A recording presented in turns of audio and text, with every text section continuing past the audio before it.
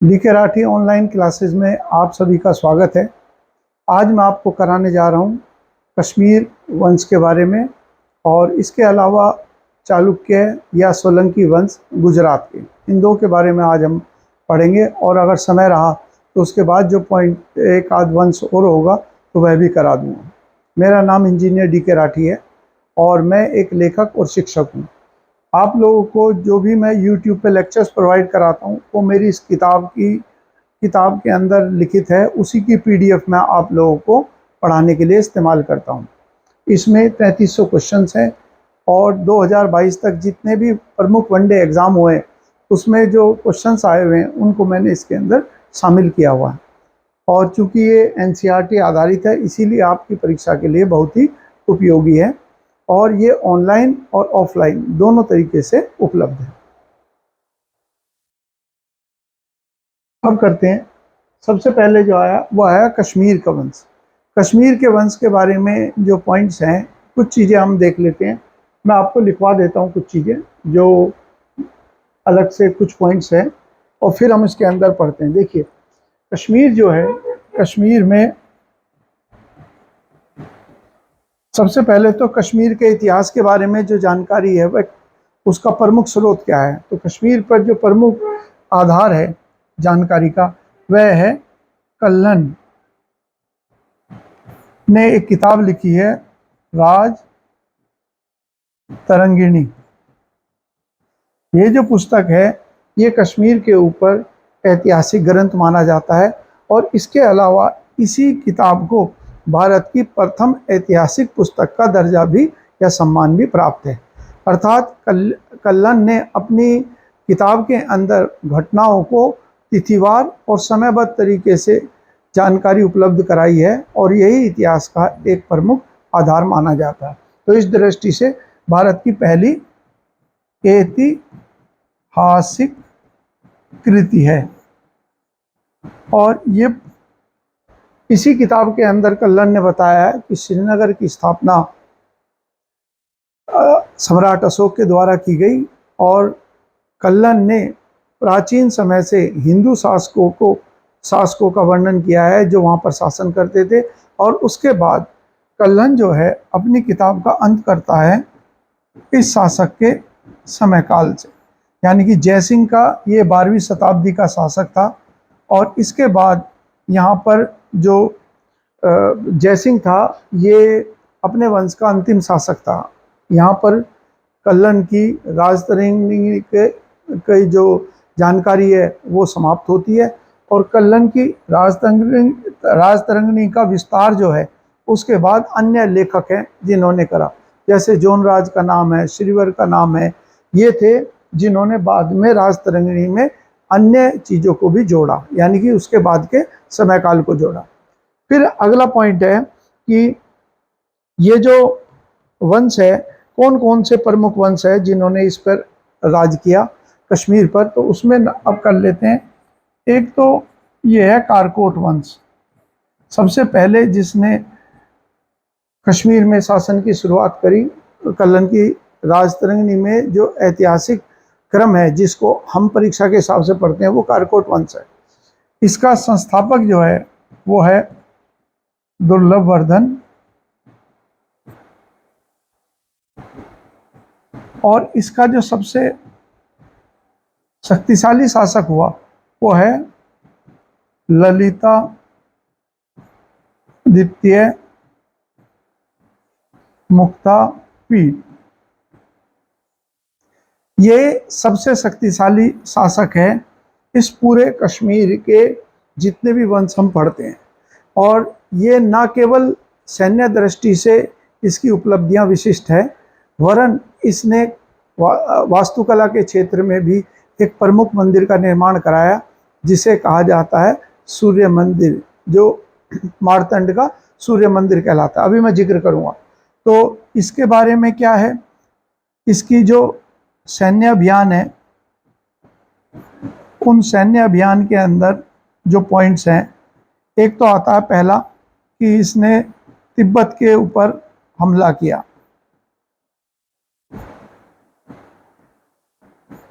दूसरा आता है इसने कन्नौज का जो प्रसिद्ध शासक हुआ, नाम था यशोवर्मन, उसे भी इसने पराजित किया।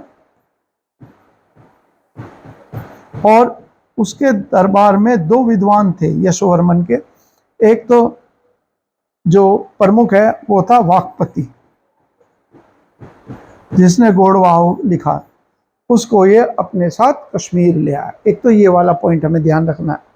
इसके अलावा और तीसरा जो मैंने कहा, यानी कि इसके जो सैन्य अभियान है वह अभियान गंगा जी के मैदान में बड़े क्षेत्र, यहाँ तक कि जो बंगाल का क्षेत्र है, बिहार का क्षेत्र है, वहाँ पर भी है। और उत्तर प्रदेश का जो बांदा जिला है, वहाँ पर बांदे जिले में मुक्तिपीड़ के सिक्के प्राप्त हुए,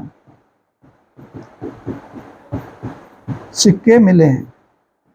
तो अंदाजा लगा सकते हैं कि इसके जो विजय अभियान थे वह कितने दूर तक फैले हुए थे, जिसमें इसने बंगाल तक हमले करे।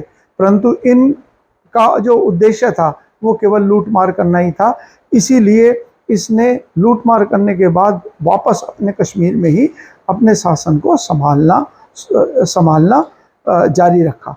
तो यहाँ पर सबसे इम्पोर्टेंट पॉइंट जो है वो आएगा। और एक जो मैं आपको बताने वाला हूँ वह है मार्तंड का सूर्य मंदिर। मार्तंड का सूर्य मंदिर ये अनंतनाग जिला पड़ता है, श्रीनगर के पास, वहाँ पर स्थित है। और इसके बारे में तो मैं थोड़ी सी और चर्चा करूँगा कि ये भव्य मंदिर जो है, जिसमें ललितादित्य सुबह के समय जो किरणें मंदिर में आकर सर्वप्रथम इसकी मूर्तियों को चूमती थी, यह प्रतिदिन अपनी पूजा पाठ यहाँ से शुरू करता था। ये एक भव्य मंदिर था। परंतु बाद में जब मुगलों का शासन शुरू हुआ, ये जो बाबर नाम का आक्राता भारत आया था, उसके बाद जो है मुगलों के दौर में इस मंदिर को बुरी तरह नुकसान पहुंचाया गया। और ये कितना भव्य था मंदिर, और आज क्या हालत हो गई कि जब हम बॉलीवुड वाले, जिनका आजकल बायकॉट बहुत ज़्यादा हो रहा है, तो इन्होंने एक फिल्म बनाई थी शाहिद कपूर की, मुझे उसका फिल्म का नाम तो ध्यान नहीं, और उसके अंदर एक गीत फिल्माया गया था, वो इसी मंदिर के सामने है। और कश्मीर के लोग जो हैं वे लोग इसको कहते हैं शैतान की गुफा, यानी कि जो सनातन धर्म की एक भव्य पहचान थी, वो आज स्थिति ये हो गई कि लोग जो हैं वहाँ के निवासी वो उसको शैतान की गुफा कहकर उसका निरादर करते हैं और अपमानजनक शब्दों से उसका संबोधन करते हैं।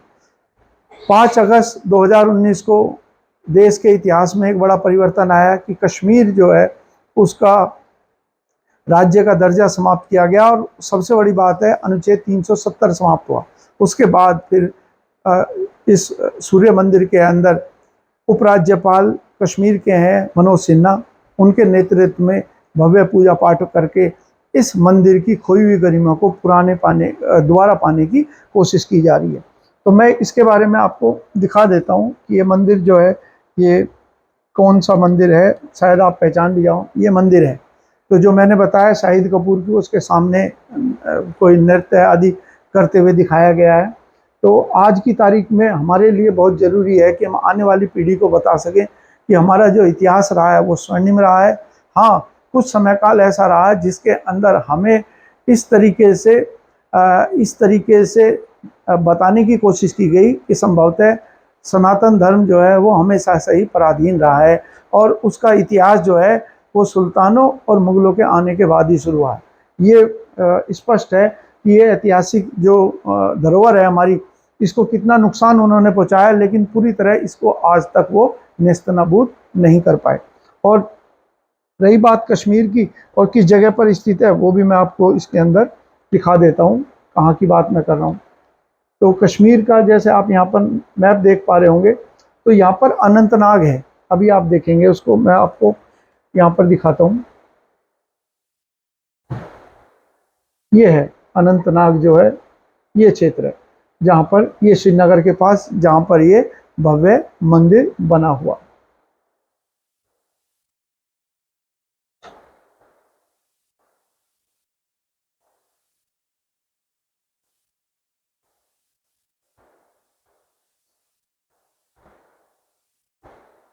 अब वापस चलते हैं जो हमारा पॉइंट है। तो यहाँ पर जैसे मैंने पॉइंट आपको 2-3 बता दिए, उन्हें आप नोट डाउन कर लिया होगा, मैं उम्मीद करता हूँ। अब जो हम करेंगे इसके अंदर वो आएगा कश्मीर पर शासन। पहला कौन सा वंश है? कारकोट वंश। इसे करकोट भी लिखते हैं, कारकोट भी लिखते हैं।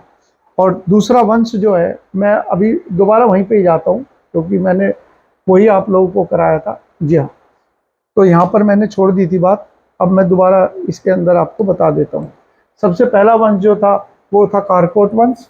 कारकोट वंश के बाद जो दूसरा वंश है, ये तो पहला वंश हो गया। दूसरा वंश यहाँ पर उसे कहते हैं उत्पल वंश। उत्पल वंश के अंदर जो घटनाएं हैं वो इतनी हमें याद रखने की आवश्यकता नहीं है, बस 1-2 पॉइंट मैं बता दूंगा कभी को आने लगे। इसका जो संस्थापक है वो है अनंत वर्मन। इसके बाद यहाँ पर 2 रानियों के नाम आते हैं, एक तो रानी सुगंधा और एक नाम जो है वो आता है दिद्दा।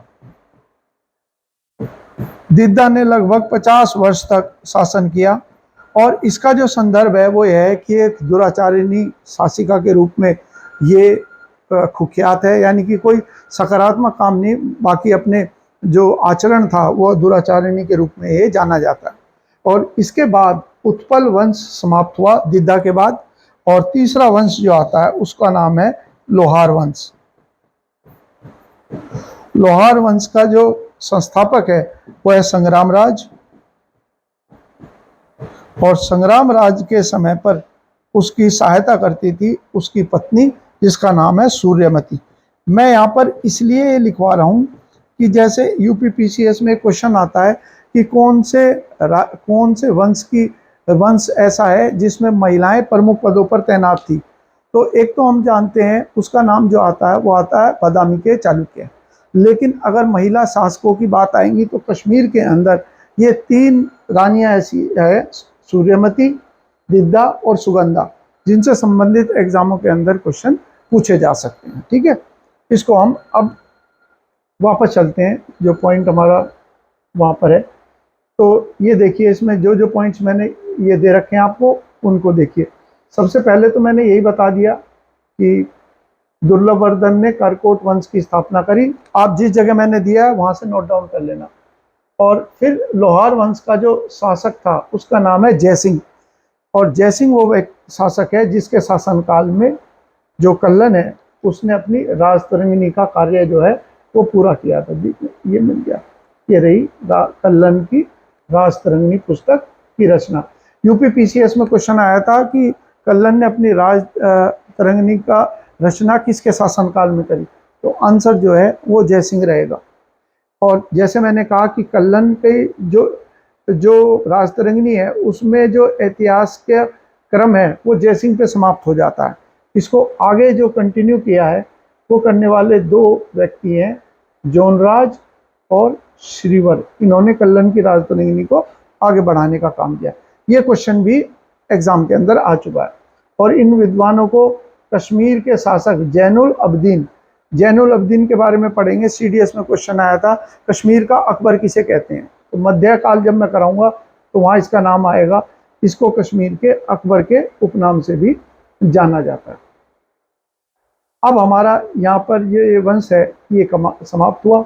इसके बाद अगला जो वंश है वो कहलाता है चालुक्य या सोलंकी वंश। एक तो हम पढ़ते हैं कि चालुक्य वंश जो है एक तो था कर्नाटक में, जो बादामी के चालुक्य हैं। तो कुछ इतिहासकारों का मानना था कि कर्नाटक से ही ये लोग आए थे, इसीलिए इनको सोलंकी के साथ साथ चालुक्य वंश भी कहा जाता है। खैर, उसके बारे में तो इतिहासकार कोई एक मत नहीं है। इसके 2 प्रतापी शासक हुए, एक तो भीम प्रथम और भीम द्वितीय। हालांकि जो इनसे पहले और इनके बीच में जो प्रमुख शासक हैं, सैन्य दृष्टि से यदि हम देखें तो उन्होंने भी बहुत सारी उपलब्धियां अपने आसपास के क्षेत्र में विस्तार करके प्राप्त करी थी। परंतु परीक्षा के हिसाब से यदि हम देखें कि हमें सामान्य ज्ञान की परीक्षा करनी है तो उसमें भीम प्रथम और भीम द्वितीय यही 2 सबसे प्रमुख शासक हैं। अब चालुक्य के जो वंश है इसके बारे में हमें जानकारी जो है वो जैन ग्रंथों से प्राप्त होती है। खास तौर से जैसे हेमचंद्र हैं, ये एक जैन विद्वान थे जो इन्हीं के शासकों के दरबार में रहते थे। तो इनका प्रमुख स्रोत जो है जैन ग्रंथ हो गया। इन्होंने राजधानी जो है वो बनाई थी अनहिलावाड़। अनिलावाड़ जो है, इसी को अब हम क्या कहते हैं, अनिलावाड़ को ही किस नाम से जाना जाता है, इसी को आज हम जानते हैं किस नाम से, इसी को अहमदाबाद कहते हैं आज की तारीख में। ये अहमदाबाद पॉइंट दिख रहा होगा आपको ऊपर की तरफ लिखा हुआ। मैं इसको वो कर देता हूँ अभी।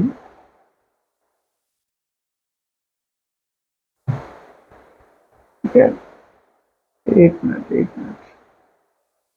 ये सब जो आ गया यहाँ पे इसको मैं हटाता हूँ। हो गया। चलिए, इसके बाद है यहाँ भीमदेव प्रथम। भीमदेव प्रथम जो है, आप ध्यान कीजिए समय कौन सा है, 1022। और महमूद गजनी ने हमला कब किया था सोमनाथ के मंदिर पर, 1025। इसका मतलब है जब सोमनाथ के मंदिर पर हमला हुआ गुजरात में, तो उस समय जो शासक था वो भीमदेव प्रथम था। और भीमदेव प्रथम ने उसके बाद जब महमूद गजनी गुजरात में हमला करने के बाद चला गया, तो उसके बाद इसने मंदिर का पुनर्निर्माण करवाया, ठीक करवाया। एक तो ये सवाल है। और इसके अलावा स्वयं इसने, भीम प्रथम ने भी एक भव्य सूर्य मंदिर का निर्माण कराया, जिसे कहते हैं मोढेरा का मंदिर। तो जो सूर्य मंदिर है ये हमारे यहाँ 4 हैं, एक कश्मीर में, एक उड़ीसा में, एक गुजरात में और एक राजस्थान में। उन चारों में से एक जो है उस मंदिर का निर्माण, सूर्य मंदिर का, करवाया था भीम प्रथम ने। और एक और इम्पोर्टेंट पॉइंट है, कुछ समय पहले एक भारत के मानव निर्माण को यूनेस्को ने विश्व विरासत स्थल का दर्जा दिया है, और उसका नाम है रानी की वाव। देखिए, ये रानी की वाव है। रानी की वाव असल में जल संरक्षित करने की एक संरचना है, जिसका निर्माण भीमदेव प्रथम की पत्नी उदयमती ने कराया था। तो एक ये क्वेश्चन आ सकता है ना, रानी की वाव वाला। और भारत के कुछ नोट, जहाँ तक मुझे ध्यान है, 100 रुपये के नोट पर रानी की वाव की तस्वीर भी अंकित की गई थी, चित्रण किया गया था। भीमदेव प्रथम ने मंदिर का पुनरुत्थान कराया। कौन सा मंदिर? जैसे आप यहाँ देख रहे हो, महमूद गजनी ने गुजरात पर आक्रमण करके सोमनाथ मंदिर को नुकसान पहुंचाया, तो इसका दोबारा ठीक कराने का श्रेय वो भीम प्रथम को जाता है। इसके बाद है भीम प्रथम का एक सेनापति था विमल शाह। विमल शाह एक जैन धर्म का आश्रयदाता था, मत अनुयायी था। और उसके निर्देश पर ही 2 भाइयों, जिन वस्तुपाल और दूसरे का नाम जो है, हाँ, इन्होंने, दूसरे का नाम मुझे ध्यान नहीं आ रहा, दिलवाड़ा का जो प्रसिद्ध मंदिर है माउंट आबू के अंदर, उन्होंने इसका निर्माण कराया था। तो अगर शासक का नाम आएगा दिलवाड़ा के मंदिर का, जो कि पूर्ण रूप से संगमरमर का बना हुआ भव्य मंदिर है, ये क्वेश्चन आया था उत्तर प्रदेश लोक सेवा आयोग में भी। और कहाँ पर है? माउंट आबू, राजस्थान में। ठीक है, ये क्वेश्चन अगर आता है कि किसने निर्माण कराया, तो नाम आएगा विमल शाह, जो कि या तो सामंत कह लीजिए और सेनापति कह लीजिए, दोनों में से कोई सा भी। कुछ जगह पे सामंत लिखा है, कुछ जगह पर इसके बारे में लिखा है कि ये कौन था, ये सेनापति था। जो भी रहा हो, ये जुड़ा हुआ किसके साथ था? भीम प्रथम। तो पहला शासक जो था वो तो भीम प्रथम था। उसके बाद अगला जो है वो है हमारा, वो अगला जो शासक है वो आएगा, जैसे मैंने कहा कि वो शासक है भीम द्वितीय, जिसके बारे में हमें पॉइंट याद रखना। अगला देखते हैं कौन सा है।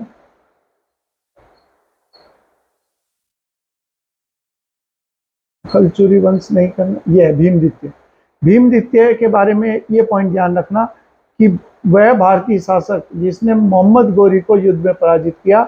और अरब लेखकों के अनुसार जब ये गुजरात से या राजस्थान से गुजर रहे थे, तो लगभग 3000 मुसलमानों की हत्या इस युद्ध के अंदर कर दी गई। तो एक प्रकार से अगर जो ये अफगान आक्रमणकारी थे, तो उनके दिलों में दहशत बैठाने का काम वो द्वितीय ने करा। इसके अलावा जो सूर्य मंदिर है, सूर्य मंदिर जो है हमारे यहाँ, जैसे मैंने कहा, एक तो सूर्य मंदिर है कोणार्क का मंदिर, जो कि कहाँ पर है? ओडिशा राज्य के अंदर। इसका निर्माण किसने कराया था? नरसिंह देव वर्मन प्रथम।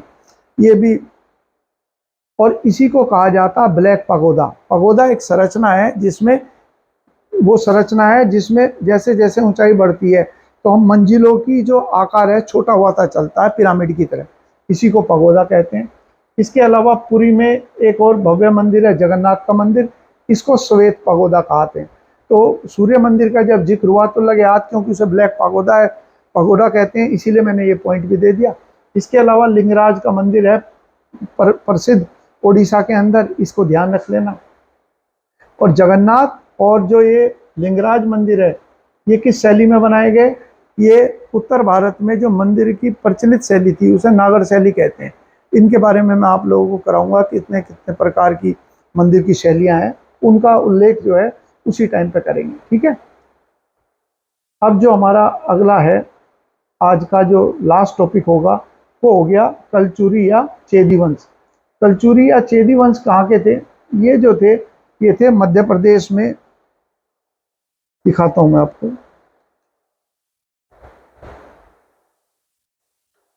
ये मध्य प्रदेश के अंदर जो ये क्षेत्र पड़ता है, यहाँ पर ये मैंने निशान लगा रखा, और यहाँ मैंने आपको बताया था कि ये जो क्षेत्र है ये मैंने बताया था कि ये था कौन सा, बुंदेलखंड।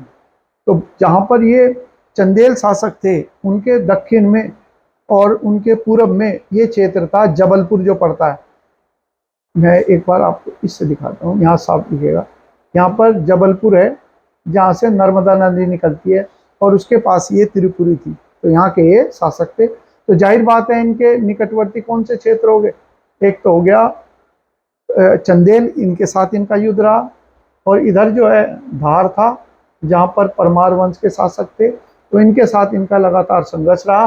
और जो चंदेल शासक ये यहाँ चालुक्य थे जो गुजरात के अनिलावाड़ के पड़े, तो उन्होंने कई बार जो है इनके साथ गठबंधन भी बनाया। जैसे यहाँ का राजा कलचुरी राजा कर्ण था, उसके साथ गठबंधन बनाकर धार के या परमार वंश का जो प्रतापी राजा है जिसको राजा भोज कहते हैं उसको भी इन्होंने पराजित किया था। ये सब चीज़ें तो डिटेल में हमें जाने की जरूरत नहीं है, ये तो मैंने आपकी रुचि के लिए बता दिया ताकि आप उसे बेहतर रूप से समझ सको।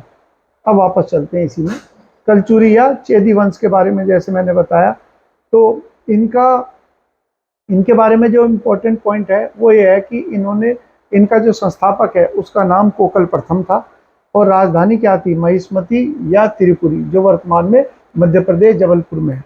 इनका जो सबसे प्रमुख शासक हुआ शुरू में वह था कर्णदेव, ये सर्वाधिक शक्तिशाली राजा था। और जैसे मैंने कहा इसने गुजरात के राजा नरेश भीम प्रथम के साथ में गठबंधन बनाया, और परमार नरेश भोज को उसने पराजित किया। वही राजा भोज जिसके बारे में पढ़ा था कि कहाँ राजा भोज और कहाँ गंगू तेली वाला, जो मैंने आपको बताया था कि उसी का संदर्भ है। कर्ण ने जो अपने विजय अभियान दक्षिण की ओर भी रखे, यानी कि ओडिशा राज्य को भी उसने विजित किया, और इसीलिए उसकी एक उपाधि जो है वो क्या है, त्रिकलिंगाधिपति की उपाधि भी उसने धारण करी, इसे जरूर देख लेना। और साथ ही साथ एक और मंदिर है जिसका उल्लेख करा गया है यहाँ पर, वो मंदिर कौन सा है, वो मंदिर जो है वो मंदिर है बनारस का मंदिर, जिसका नाम लिखा हुआ है यहाँ पर कर्ण मेरु शिव का मंदिर। क्योंकि ये हम सभी जानते हैं कि जो बनारस है उसको कहा जाता है भोले की नगरी, तो यहाँ पर उसने निर्माण कराया। ये पॉइंट आ गया हमारा, है ना, इसे याद कर लेना इस संदर्भ में ही कि कर्णमेरु मंदिर का सांस्कृतिक दृष्टि से ही ज़्यादा इम्पोर्टेंट है।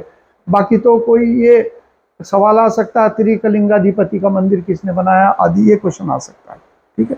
तो आज जैसे मैंने कई बार आपको बताया पिछले 2-3 वीडियो में भी कि मैं ये जो समय काल है 750 से लेकर 1200 तक का, इसमें बहुत सारी समस्याएं आती हैं बच्चों को, विद्यार्थियों को याद रखने में, तो मैं उनको छोटी छोटी वीडियो बनाकर इनको आपको उपलब्ध करा रहा हूं ताकि आपको ये अच्छी तरीके से समझ में आ जाए। आपने मेरे वीडियो को, मेरे लेक्चर को देखा और ध्यानपूर्वक सुना, इसके लिए आपका बहुत बहुत धन्यवाद।